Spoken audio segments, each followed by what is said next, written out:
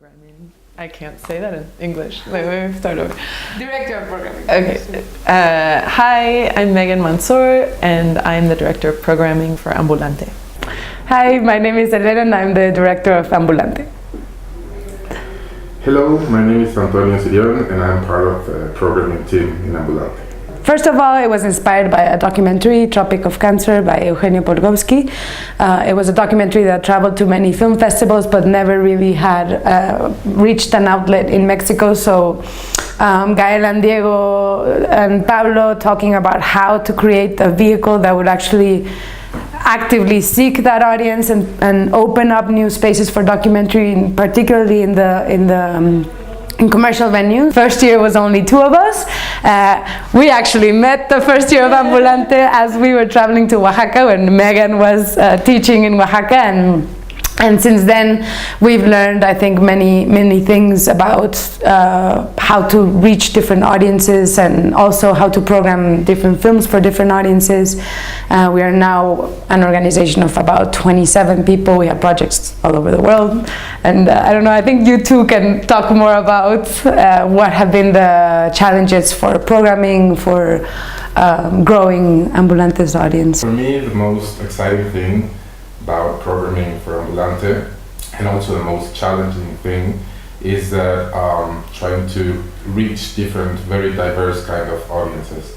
While in other festivals you kind of know your audiences and you program for them, in Ambulante you have to be able to reach people from Monterrey, for example, from big cities, and also people from small communities in Chiapas in the south. Well, one thing that you said about finding films that reach different audiences, and like how we watch films and try and see like the universal element in them. Like maybe it's a story that's not about a certain place, but that you can the people from that place can somehow relate to.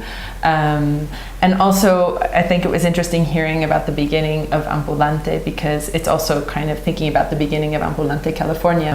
And also, we don't just screen in commercial cinemas, but like something that Ambulante California is starting with from the beginning is screening in communities and reaching out to communities and doing public screenings in places where you normally don't have screenings, either in parks or in universities or libraries, which is something that kind of came second to us, but that has become the heart of the project. Yeah, and also I think what's been really interesting is watching different audiences react very differently to the same film. And I think in that regard also the experience of Ambulante as a guest and as a filmmaker is unique, because you confront audiences that you wouldn't normally confront in other festivals, you know, and especially if you get to travel to two different cities with your film, it's a completely different reaction. So I think in that sense Ambulante has been really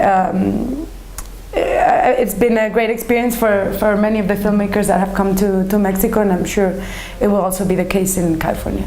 Mexico is that we have so many collaborators or different organizations that say, oh, I want to make a roundtable discussion about this, or I want to use this in my classroom to talk about this, or documentaries lend for so many different types of collaboration. Ambulante is not a classic or conventional film festival aiming just for the cinephiles, but we try to do different kinds of activities, multidisciplinary activities.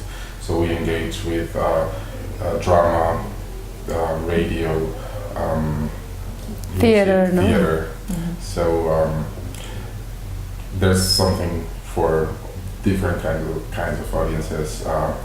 We have films and activities for all ages, for kids, for grown-ups, for cinephiles, for people who just like culture in general, for activists, etc.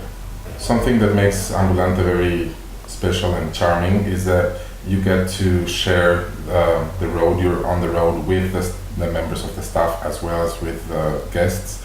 So that brings together the people and makes a sense of being a family on the road, and many guests appreciate that a lot. Yeah. That's Nunca quiero ver ese video.